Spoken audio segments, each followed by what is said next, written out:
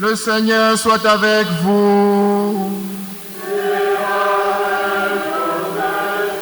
Évangile de Jésus-Christ selon saint Matthieu.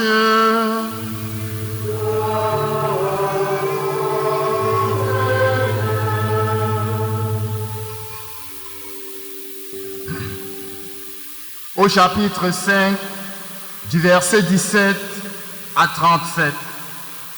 En ce temps-là, Jésus disait à ses disciples, « Ne pensez pas que je sois venu abolir la loi et les prophètes. Je ne suis pas venu abolir, mais accomplir. Amen, je vous le dis.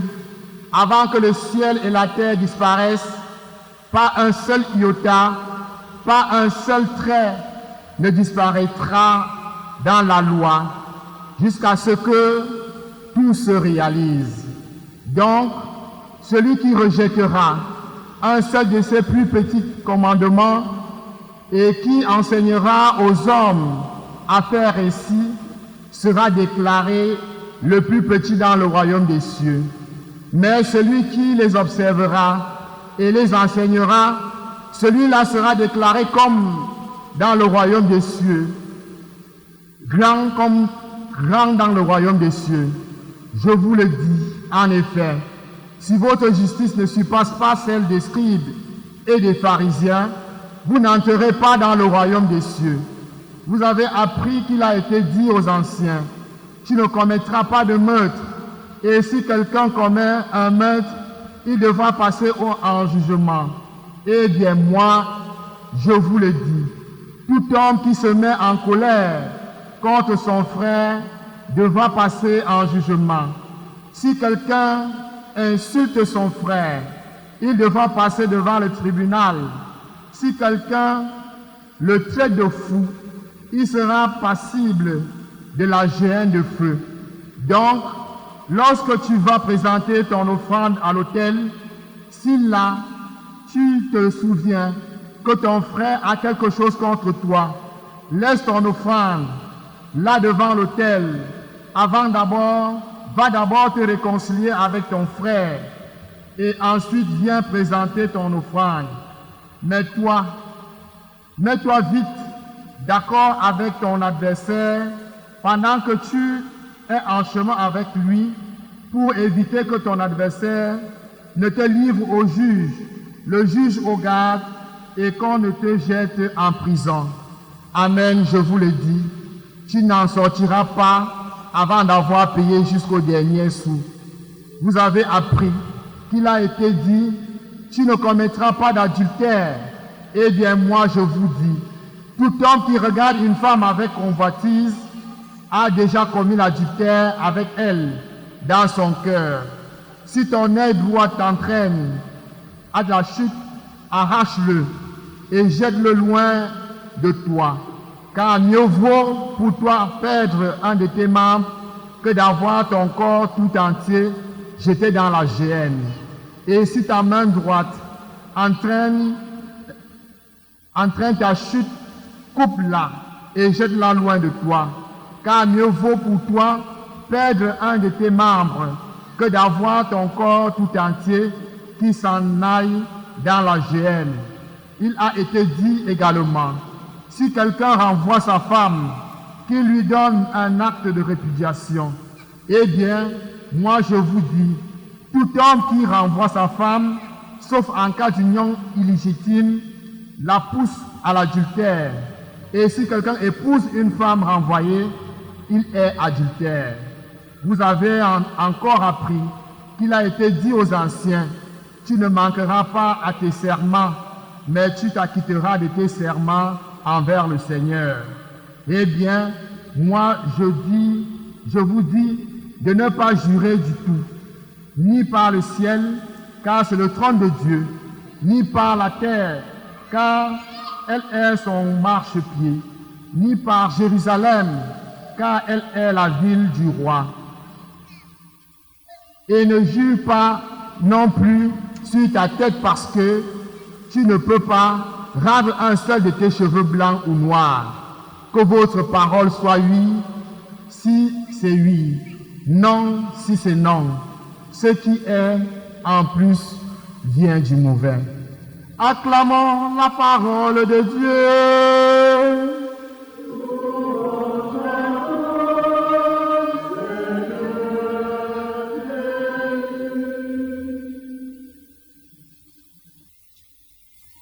Bien-aimés de Dieu,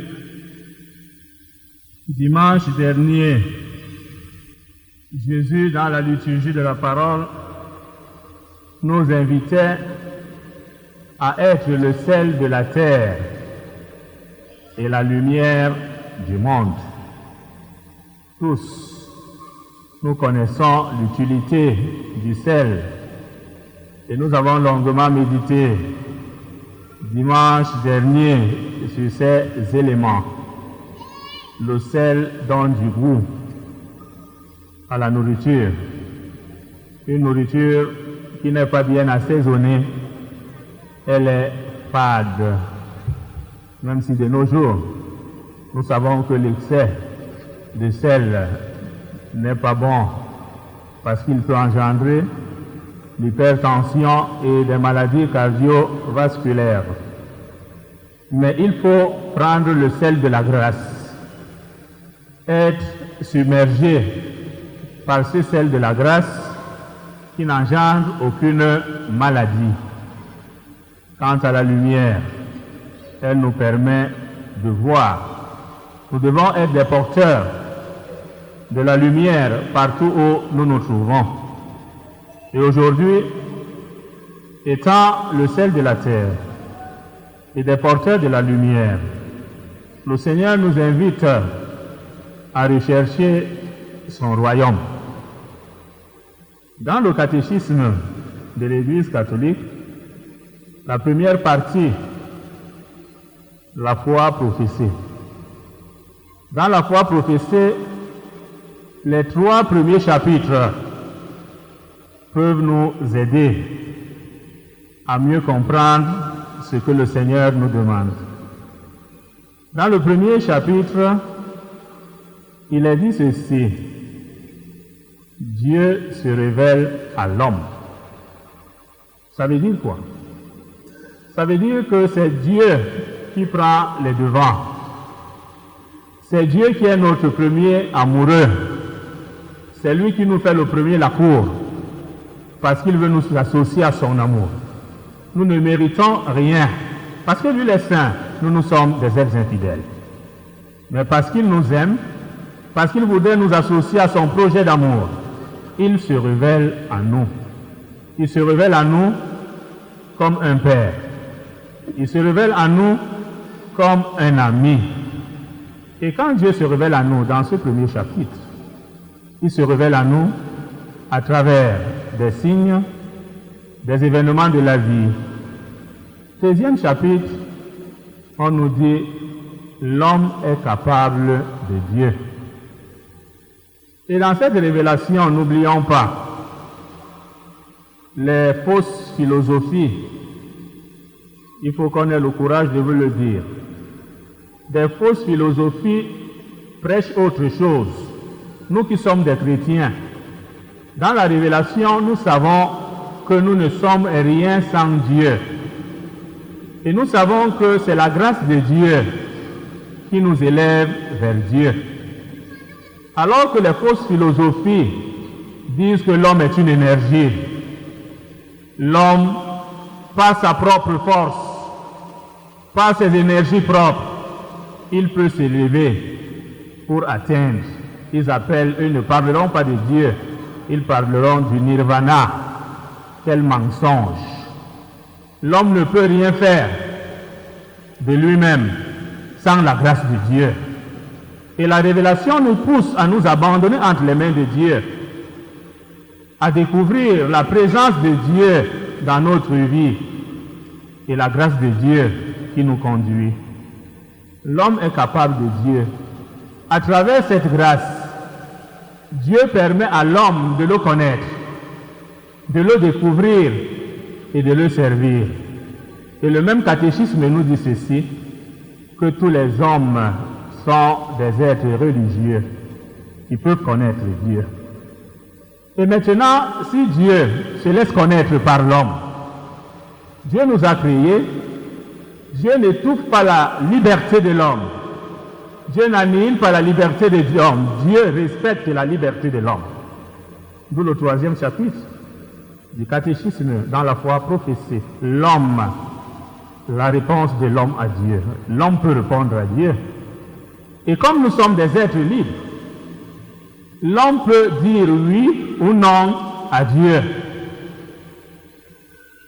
Et vous voyez, nous avons l'habitude de le dire. Face à la liberté de l'homme, Dieu s'incline. C'est-à-dire, Dieu accepte et respecte notre liberté, même si son souci fondamental, c'est que l'homme vive uni à lui. Et c'est ce qui nous est proposé ici, dans la première lecture que nous venons d'écouter. Ben Sirach le sage reprend à notre compte ce que nous lisons dans le livre du Deutéronome. Dans ce livre, l'auteur sacré nous dit: je mets devant toi 2 voies, 2 chemins. Le chemin de la vie et le chemin de la mort. Le chemin du bonheur et le chemin du malheur. À toi de choisir. Si l'homme choisit le chemin de la vie, ça signifie qu'il choisit le chemin du bonheur, le chemin de l'élévation vers Dieu. Si l'homme choisit le chemin de la mort, ça signifie qu'il choisit le chemin de la déchéance et de sa propre destruction. Je m'arrête un peu, le plus souvent, quand j'échange, soit avec des amis ou bien même avec les membres de ma famille. Je leur dis, il faut respecter le choix de tout un chacun. Si j'ai des amis ou des cousins qui ont fait des choix autres que Dieu durant leur vie sur la terre, malgré les multiples interpellations de Dieu, de l'Église, de leurs frères et sœurs, ils se ferment de la grâce, se coupent de la grâce et de Dieu. Quand ces personnes meurent, ne venez pas déranger l'Église. Laissez là où ils se sentent, ils ont évolué et ils ont accepté de rester les enterrer. Je prends le cas des francs-maçons, les rosicruciens, les sorciers, toutes ces personnes. S'ils ne veulent pas se convertir, ne dérangez pas l'Église. Laissez leurs gens les enterrer. Parce qu'il faut respecter leur choix de leur vivant. Quelqu'un ne peut pas choisir quelque chose de son vivant. On l'interpelle à temps et à contre-temps, la personne refuse. Quand elle meurt, vous voulez lui imposer des choses qu'il n'a pas voulu ni aimer sa vie durant. Si vous ne faites pas attention, un jour, les morts se mettront à vous suivre. Il faut respecter le choix des gens.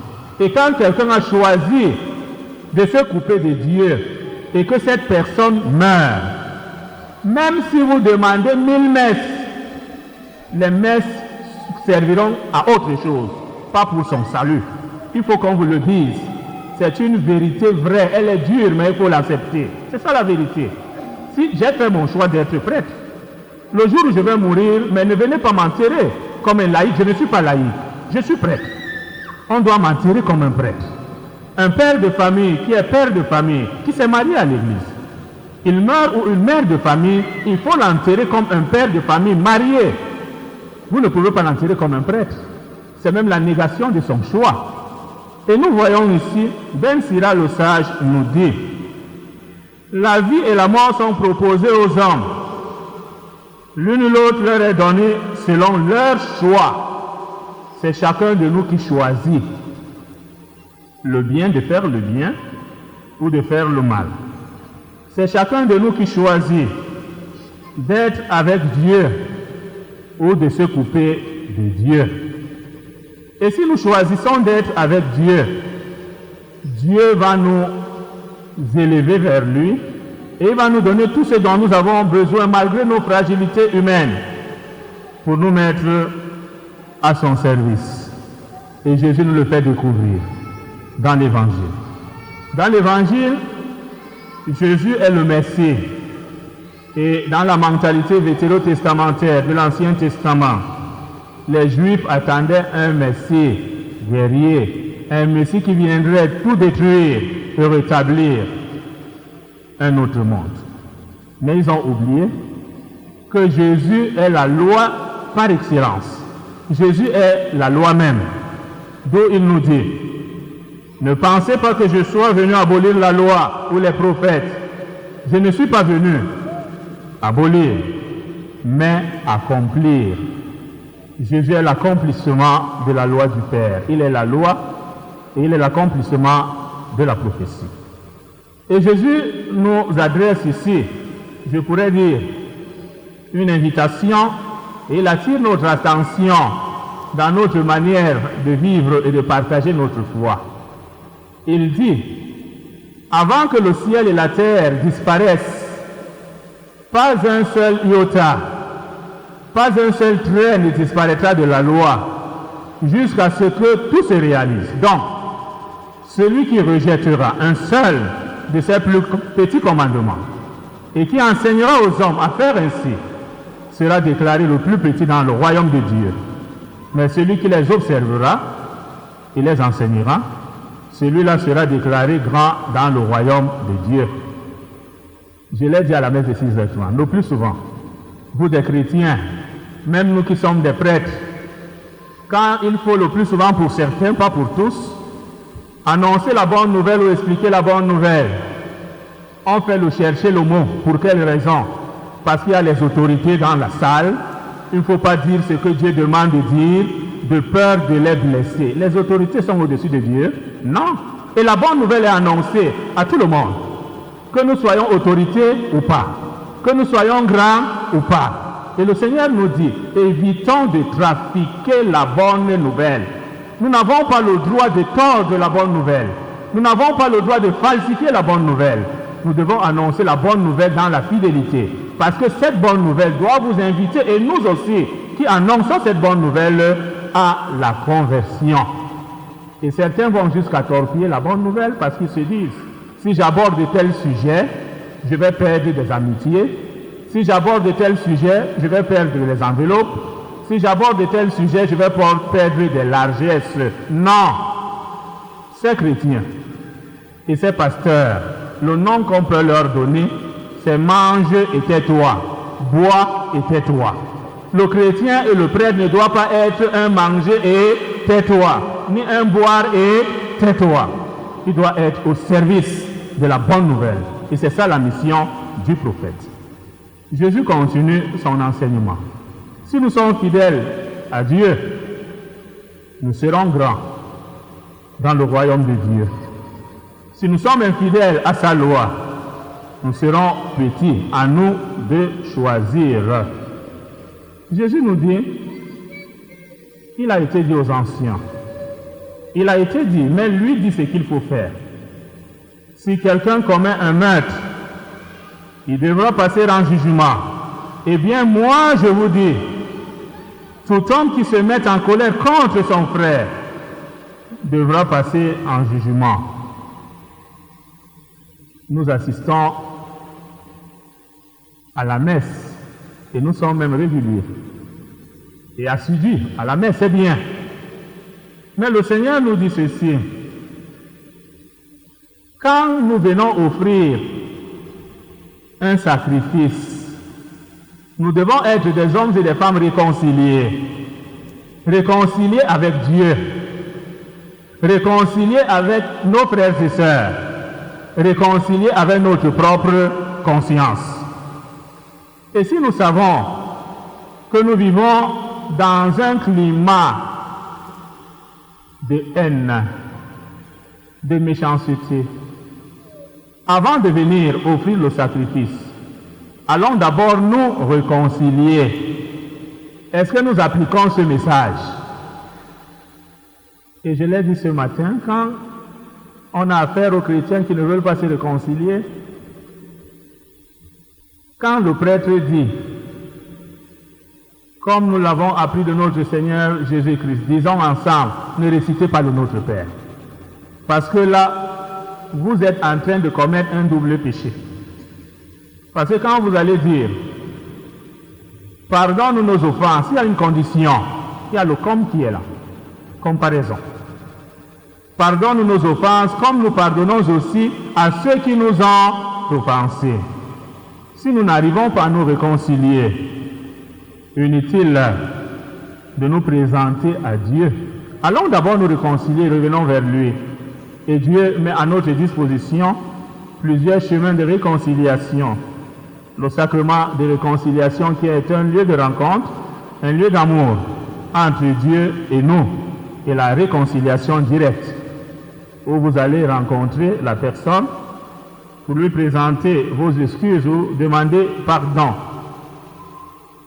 Jésus continue. Voilà une expression que nous n'aimons pas trop. Tu ne commettras pas d'adultère. Il dit, eh bien moi je vous dis, tout homme qui regarde une femme avec convoitise, Jésus nous invite à lever la barre plus haute. Ici, il n'est plus question de poser, ce n'est rien que l'acte, non. Mais le fait de regarder, d'admirer, de convoitiser, d'avoir envie, ça signifie que vous avez commis l'adultère. Et ici, quand l'auteur parle, il ne parle pas seulement des hommes, hein, il parle aussi des femmes, donc on pourrait dire aussi, toute femme qui regarde un homme avec convoitise a déjà commis l'adultère avec lui dans son cœur. Et Jésus de nous dire, le péché nous rend aveugles. Jésus de nous dire, mieux vaut être aveugle, être borgne, d'entrer dans le royaume de Dieu que de perdre tout notre corps. Il en est de même de la main. Et Jésus prend l'exemple de la main droite. Certains sont gauchers, parce que c'est la main droite qui prend. C'est la main droite qui fait les fausses écritures. C'est la main droite qui fait les fausses factures.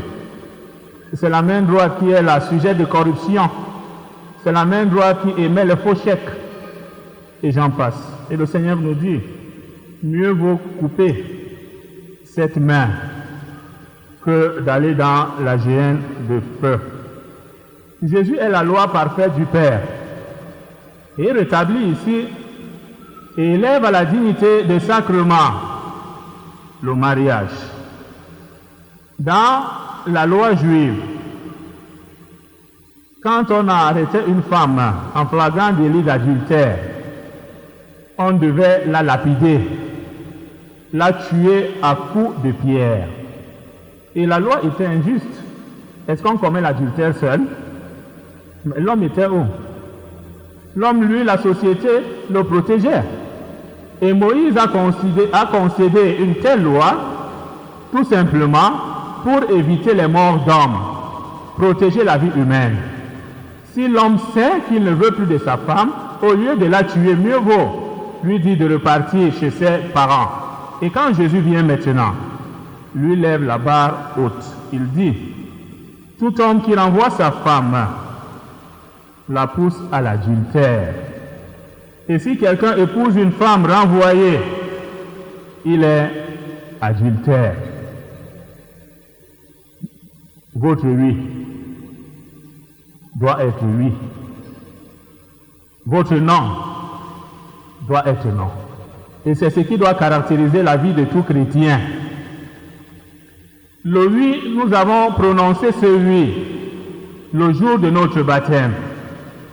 Ce oui doit être intact. Même si nous avons certaines sollicitations, même si nous avons certaines responsabilités, personne ni rien ne doit falsifier ce oui. Et Jésus de dire, ce qui vient en plus vient du mauvais. Le oui doit être oui. Et pour vivre dans cette logique, nous avons besoin de la grâce de l'Esprit Saint. Et c'est cet Esprit Saint qui nous donne la sagesse dont il est question dans la deuxième lecture.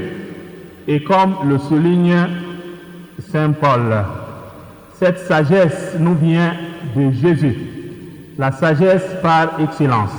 Et cette sagesse, Dieu a caché cette sagesse aux savants, aux sages, à ceux qui pensent gérer le monde à ceux qui se considèrent comme étant le centre du monde. Cette sagesse, ils n'ont pas pu la voir ni la déceler. La preuve, quand Jésus est devant Pilate, Pilate lui pose la question dans la Passion, qu'est-ce que la vérité? Jésus ne répond pas. Or, Pilate, c'est un grand de la société. Il n'arrive pas à découvrir que la vérité est en face de lui. Il n'arrive pas à découvrir que la sagesse est en face de lui. Et c'est ce qui risquerait nous arriver si nous nous coupons de Dieu. Demandons au Seigneur, au cours de ces célébrations eucharistiques, qui nous donne la grâce en vivant notre foi, de nous considérer comme les tout petits, qui nous donne la grâce d'accueillir avec beaucoup d'amour sa loi et de la vivre dans la fidélité, qui nous donne la grâce de ne pas nous laisser distraire par le monde, mais que lui seul reste notre ami et notre rempart. Loué soit Jésus-Christ.